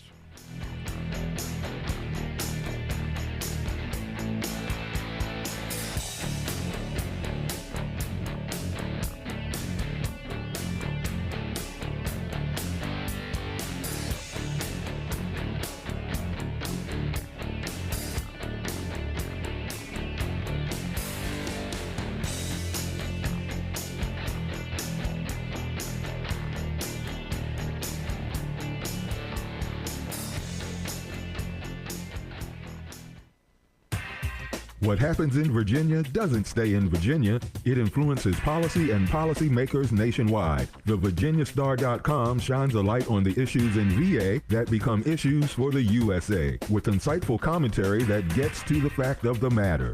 The VirginiaStar.com is your source of wisdom and truth, locally, statewide, and nationally. Log on today and every day. The VirginiaStar.com. The VirginiaStar.com.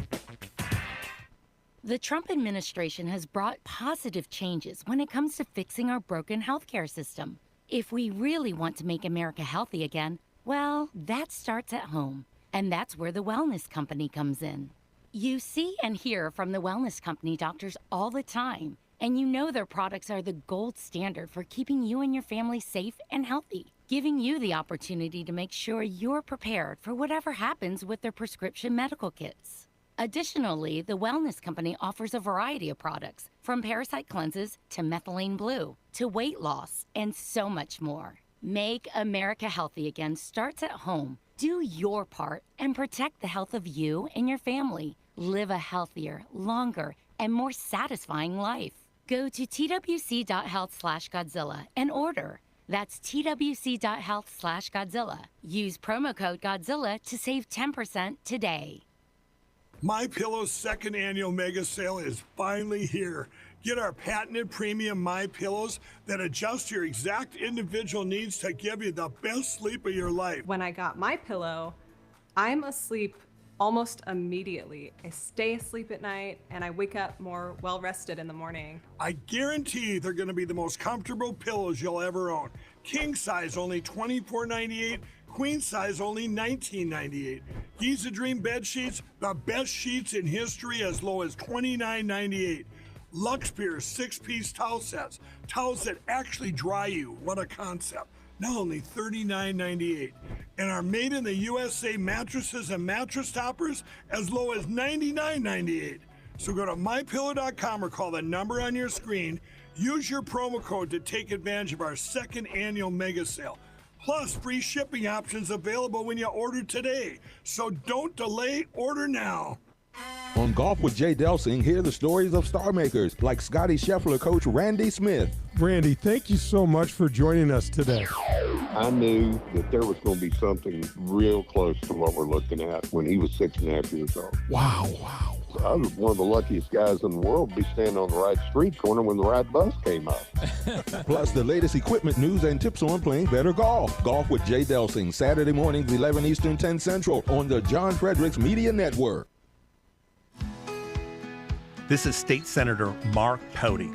Government is limited to what it is supposed to do. One of the things that is critical that we're supposed to be working on is transportation. Here in Middle Tennessee, our roads need more help. As your state senator, we are focused on getting more money reoccurring without a new tax increase for our roads here in Tennessee. This is State Senator Mark Pody. Paid for by Campaign for Mark Pody, Christina Hibden, Treasurer. Only one. There is only one conservative running for State House District 65, and that's Lee Reeves. Lee Reeves is the only one who has fought to protect the unborn and defend the sanctity of life. That's why Lee Reeves has the endorsement of Tennessee Right to Life. Lee Reeves is the only one who has fought to secure your Second Amendment rights, earning the endorsement and an A+ rating from the NRA. And Lee Reeves is the only one who has fought against illegal immigration, standing firm to secure our border and protect Tennessee families. Only one conservative has delivered for District 65, securing funding for Williamson County and the Mac Hatcher expansion.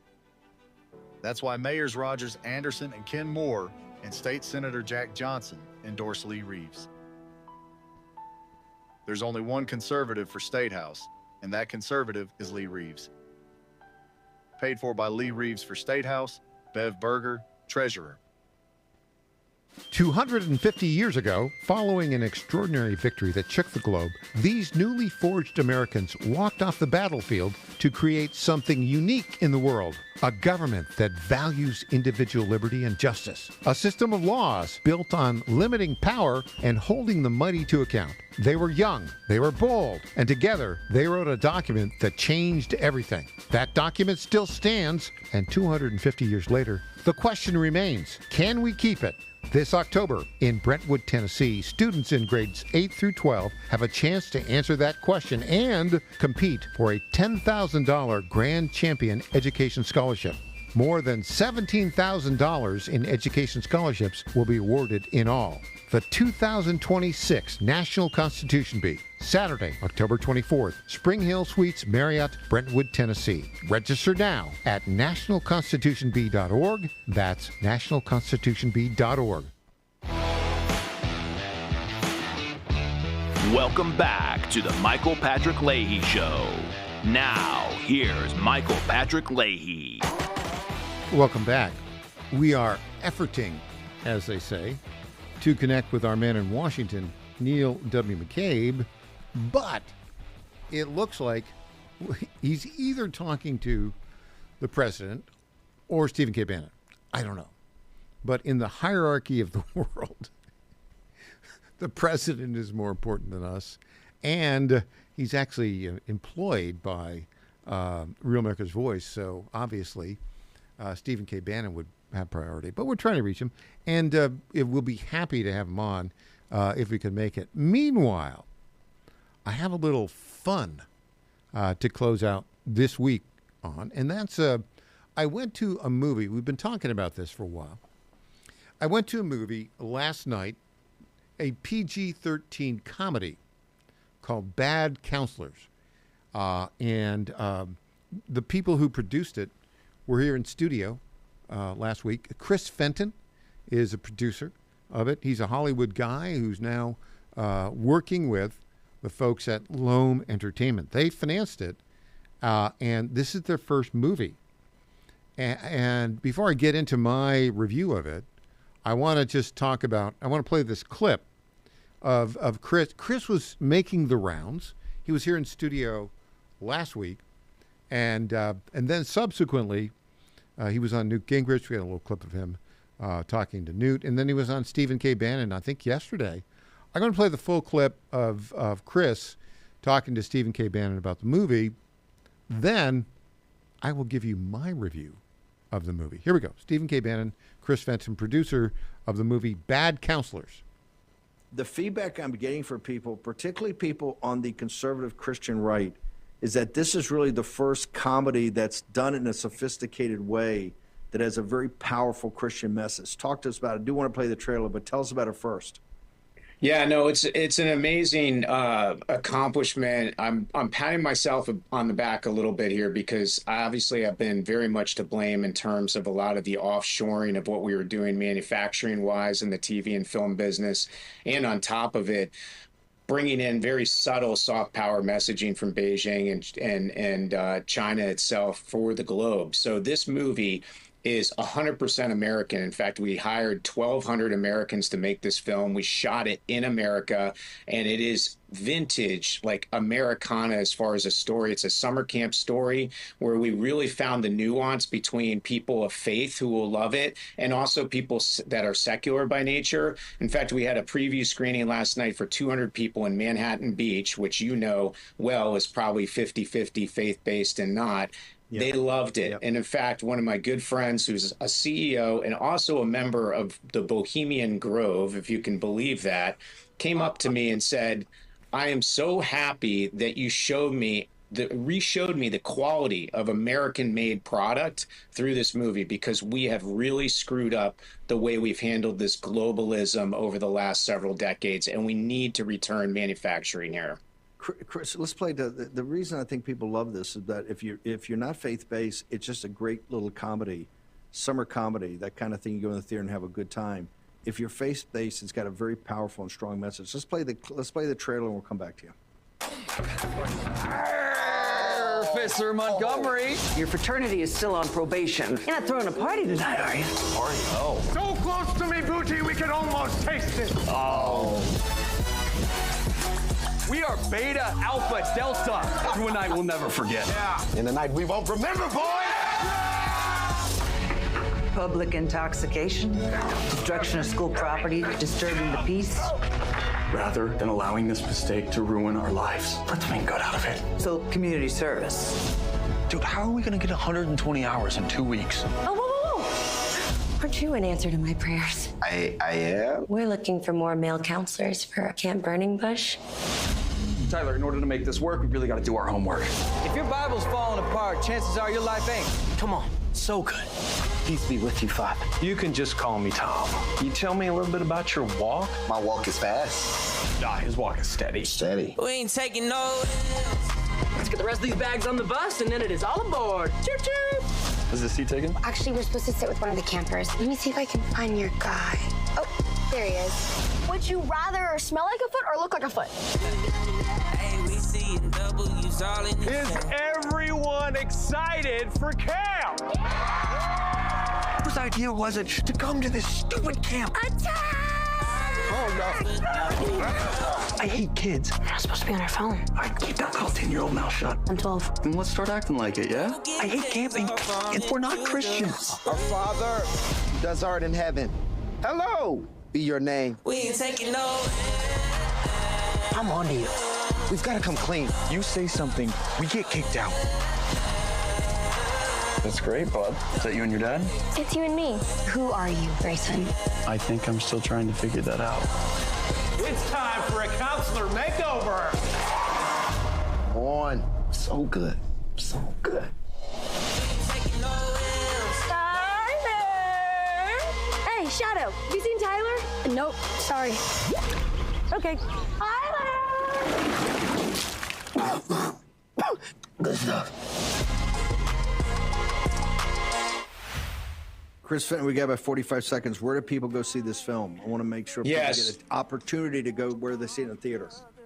Yeah, so go to badcounselors.com. You can find tickets and theaters that are playing right by you, right there to go see it. Go celebrate American made. Let's get President Trump to push through initiatives to help us bring back the 3 million jobs that fill this ecosystem, where 80% of them are outside of California and Los Angeles. Wow. We're talking Georgia, Tennessee, Kentucky, North Carolina, where we shot this. This is an American situation that we got to take care of. Lots of great jobs for lots of great Americans. One more time, where do they go right now to see where they badcounselors.com.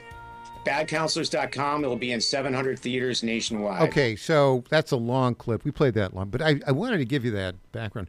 The clip, this is very well produced. And, look, it's a PG-13 thing. It's mostly for kids.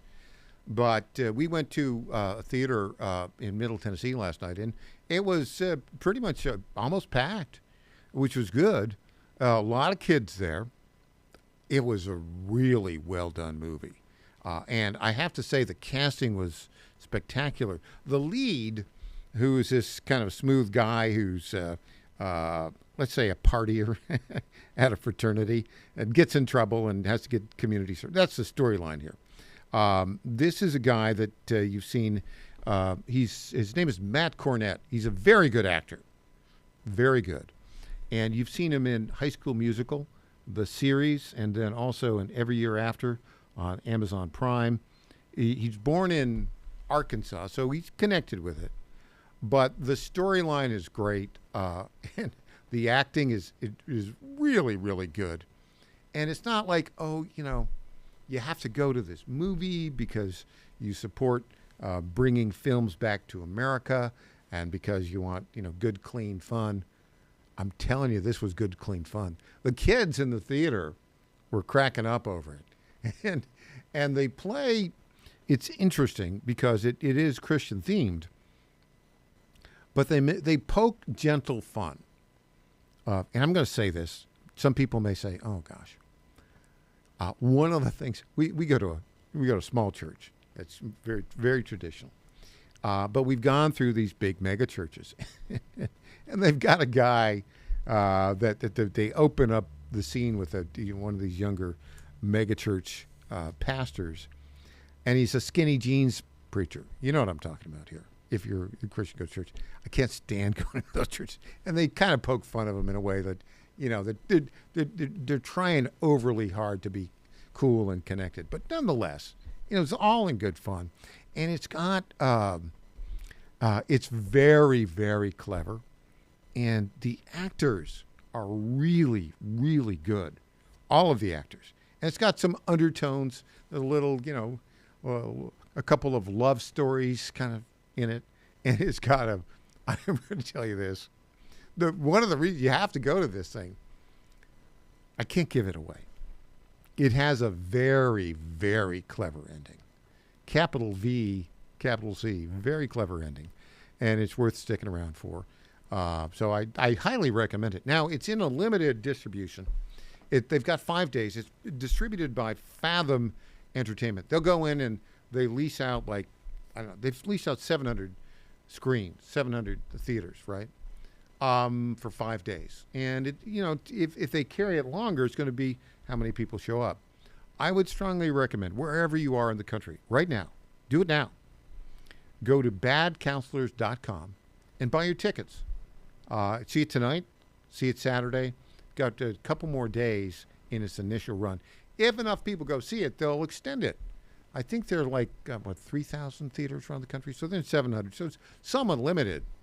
But I'm telling you, this is really a really good movie, and I highly recommend it. Badcounselors.com, badcounselors.com. All right, when we come back, a little bit about Eric Metaxas' new book. And we're going to interview him later this afternoon. You'll hear the highlights. He's here in Middle Tennessee. You'll hear the highlights next week, but I want to talk about his book, which I've read several chapters of already, and it's really something else. Back after this on Michael Patrick Leahy.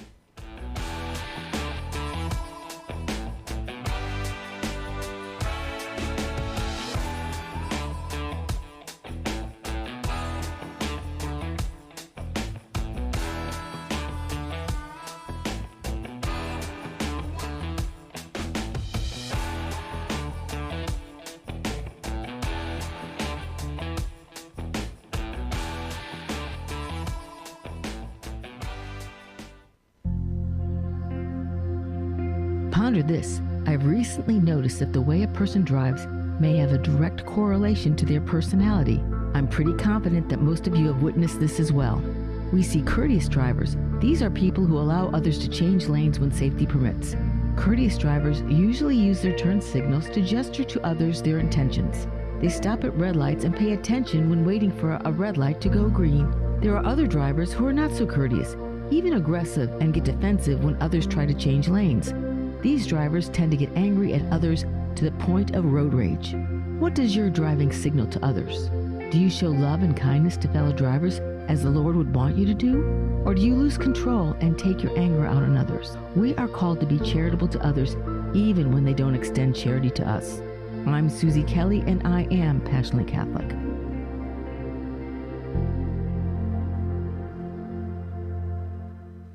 Washington is wasting $500 million every year on a federal supervision system that doesn't work. Probation officers are overwhelmed. Resources are going to people who pose zero threat, while actual dangerous individuals slip through the cracks. The Safer Supervision Act stops the waste and refocuses every dollar on protecting families from harm. President Trump's own pollster found about 80% of Trump voters want this fixed. It's time for Congress to get this done. Stop the waste. Protect our communities. Visit safersupervision.com. Paid for by the Reform Action Fund. The Cats and Cosby Show. It's the top news of the day. People are out there saying, oh, the Iranians are never going to live by it. But let me tell you something. President Trump is going to bomb them again if they screw around. Hopefully they live up to it. And if not, the pounding's coming. We're going to do it again and again and again. The Cats and Cosby Show, weekdays 5 Eastern, 4 Central on the stations of the John Frederick Media Network. Trump is the toughest president we ever had. Well, he's definitely the best bomber. Folks, this is Crom Carmichael, CEO of Solti. I have recently turned 77 years old. I do not take prescription drugs. I have not had to take prescription drugs, and I attribute a lot of my good health to a product that I've been taking, which is the active ingredient in Solti. It's a 22% concentration of theaflavin. We did clinical trials on it 25 years ago and found that it helped lower cholesterol. We have had many, many hundreds of letters and emails from customers telling us how it has helped them not only manage their cholesterol, but lower their triglycerides and help them on their blood pressure. And I can't tell you how much I attribute to Solti for my good health at age 77. And I encourage you to go to GodzillaHeart.com. That's GodzillaHeart.com. And use the code Godzilla at checkout, and you'll get a 50% off on your initial shipment of Solti. And I promise you it will be a great help for your heart health. Thanks so much. I'm Brent Taylor, and I approve this message. Brent Taylor has my complete and total endorsement. Those are the words of President Trump announcing his endorsement of Brent Taylor for Congress. President Trump can count on Brent Taylor to support the American First agenda, fighting inflation, cutting spending, deporting illegal immigrants, and protecting our conservative values. President Trump endorsed Brent Taylor for Congress. Now he needs your vote. Paid for by Brent Taylor for Tennessee. Johnny Garrett's not some out-of-touch D.C. politician. Johnny Garrett's a Tennessean, a Christian conservative, and a proud father of 3 who's sick of the far left ruining our country with their radical policies. Conservative Johnny Garrett is proudly pro-life, pro-Trump to his core, and will always put America first. In Congress, Garrett will fight to lower taxes, cut government waste, and will always back the blue and support law and order. Garrett's fought for us in Nashville, and that's what he'll do in Congress. No to biological boys playing girl sports. No to communist China buying our farmland. And no to criminal illegals invading our state. Because with Johnny Garrett, what you see is what you get. It's time to bring more Tennessee to D.C. Send Trump conservative Johnny Garrett to Congress. I'm Johnny Garrett, candidate for Congress, and I approve this message. Paid for by Johnny Garrett for Congress. Welcome back to the Michael Patrick Leahy Show. Now, here's Michael Patrick Leahy. We may get a few minutes of our man in Washington, Neil W. McCabe, as he's talking to either President Trump or Steve Bannon at the moment. But as we await that, I wanted to talk about Eric Metaxas's new book, Revolution. The birth of the greatest nation in the history of the world. It's a terrific book. It's 577 pages. We'll be interviewing Eric today at a bookstore here in Middle Tennessee, and you'll hear the full interview next week. But I want to talk a little bit about it. First, it's written in a narrative format. It has a few endnotes, but not a lot. 577 pages. It's reminiscent to me of the 3 volumes on the Civil War written by the late, great Shelby Foote from Memphis, Tennessee, which was, I think, about 3,000 pages of the Civil War. But it was written entirely in a narrative style. Shelby Foote, of course, is a novelist. Now, Eric is not a novelist, but he is a terrific, terrific writer. And we'll talk a little bit about how he set up the book and the origins of the American Revolution. But I want to talk right now. I want to read this part of it, of the conclusion. What is the meaning of America? What now? I'm going to read this at the end, and I wholeheartedly agree with this interpretation. What now? He writes, it seems impossible that we might sustain the liberty bequeathed to us by the men of the Revolutionary era without a culture as dedicated to faith and virtue as theirs. But the general drift toward a secular view among our own cultural elites in the last century, toward an attitude that in its way mirrors the sneering attitude toward faith and virtue of the British elites of the Revolutionary era, has so successfully encouraged the idea that this is possible and that America can flourish apart from faith and virtue, that we have rarely dared to ask whether this is indeed true. It was never the goal of this book, he writes at Revolution, to delve into this question, but in the course of examining the events and wellsprings of the Revolution, it has become increasingly unavoidable. It seems, at the very least, ungracious and ungrateful to Washington and Adams and the other men of the Revolution that we could so thoughtlessly depart from what they themselves so earnestly believed. That's exactly true. And we'll get into more of that when we have our interview. But I'll tell you one of the things I really like about it. It basically, 577 pages, only 18 endnotes. Typically, a book like this, if it's a history, would have that many, and for half a chapter, it's 40 chapters or so. But it comes at a new accounting by Eric Metaxas. I like it a lot, and I'll tell you why. He begins at the beginning, and what is the beginning? John Adams often said that the Revolution began 15 years before the first shots were fired. And I think that's quite true. Where did it begin? Well, it ties into the concepts that were first brought to bear in England during the great, the Glorious Revolution, where in essence, this is from the writings of John Locke, 1689, the King James II, who espoused the idea of the absolute right of the monarchs to rule. No, John Locke said, no, our rights come from God, not from man or from any king. And that's quite true. That led to the rise of the reign of William and Mary. But in the States, what's interesting about that, what's interesting about that in the States is that in the colony of Massachusetts, there was a rebellion against the Brits in 1689. And that set the stage. In 1761, they basically said, we're going to have a writ of assistance, which means that we can go, because we don't like smuggling, we're going to go in and we think you're smuggling, we can take your stuff. Really? James Otis said no. That was 1761. And that's quite true. That was the beginning of the American Revolution. Speaking of which, do we have Neil? Neil is not joining us. Okay, so we won't be able to get to that. Anyways, I think this is a terrific book. I highly recommend it. And stay tuned. Next week, we'll have excerpts of our interview with Eric Metaxas, the book, Revolution, the Birth of the Greatest Nation in the History of the World.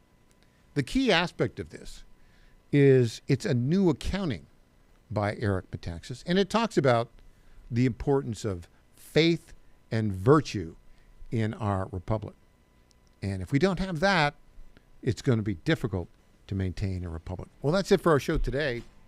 We hope you have a terrific weekend. Go see badcounselors.com, buy Revolution, and then come back on Monday, 9 o'clock Eastern, 9 o'clock Central, rather, 10 o'clock Eastern. And a reminder, August 17th, the program moves here 2 p.m. to 4 p.m. Central, 3 p.m. to 5 p.m. Eastern. Up next, we'll have Rob Carson. I'm Michael Patrick Leahy. We'll see you on Monday.